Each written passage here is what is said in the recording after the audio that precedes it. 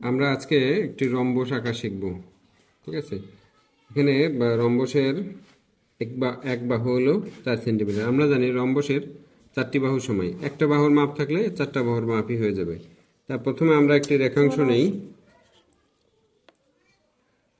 একটি 4 সেন্টিমিটারের বেশি পরিমাণ একটি রেখাংশ নেব।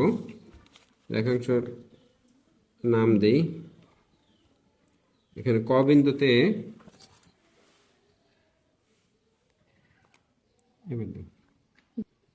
আচ্ছা, এখন আমরা এই 4 সেন্টিমিটার বাহুর সমান দৈর্ঘ্য নেব, যাতে এটা দিয়ে আমরা 4 সেন্টিমিটার মাপ নিতে পারি। এখান থেকে 4 সেন্টিমিটার মাপ নিলাম এই পর্যন্ত। তো এইদিকে আমরা 4 সেন্টিমিটার সমান করে একটি বৃত্তচাপ আঁকবো।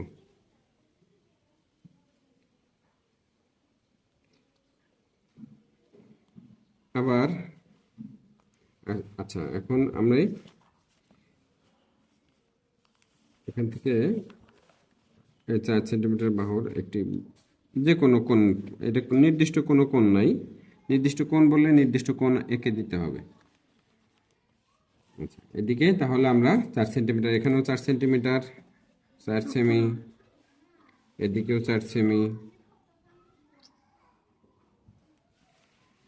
তাহলে এখন এই দিকে যদি এখান থেকে একটা বৃত্তচাপ নিই, এখান থেকে একটা বৃত্তচাপ নিই, তাহলে কিন্তু আমি চতুর্ভুজের আরেকটি বিন্দু পেয়ে যাব। এদিকে নিলাম।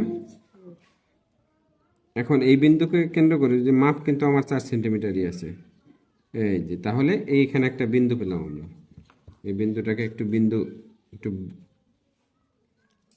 ডিপ করে দিই। এখন এই বিন্দু আর এই বিন্দু যোগ করব। ঠিক আছে, এখানে একটু চাপ দিয়ে একটা বিন্দু বানাই নিব আর কি আমরা। আচ্ছা, তারপরে দেখো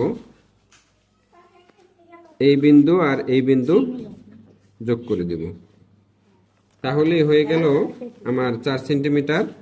এটার দৈর্ঘ্য কিন্তু 4 সেমি, 4 সেমি,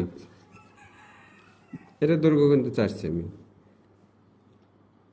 অর্থাৎ 4 সেন্টিমিটার এক বাহু বিশিষ্ট রম্বস আমরা এঁকে ফেললাম। এখন নির্দিষ্ট পরিমাণ কোণ দিয়ে যদি আঁকি, তাহলে সেটার জন্য আলাদাভাবে আঁকতে হবে, আলাদা আগে কোণ এঁকে তারপর করতে হবে। আমরা আপাতত এইভাবেই শিখি।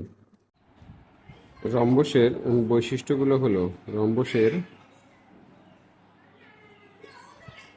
4টি বাহু সমান, 4টি বাহু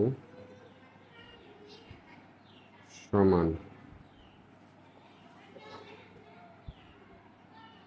এর বিপরীত কোণগুলো সমান, বিপরীত কোণগুলো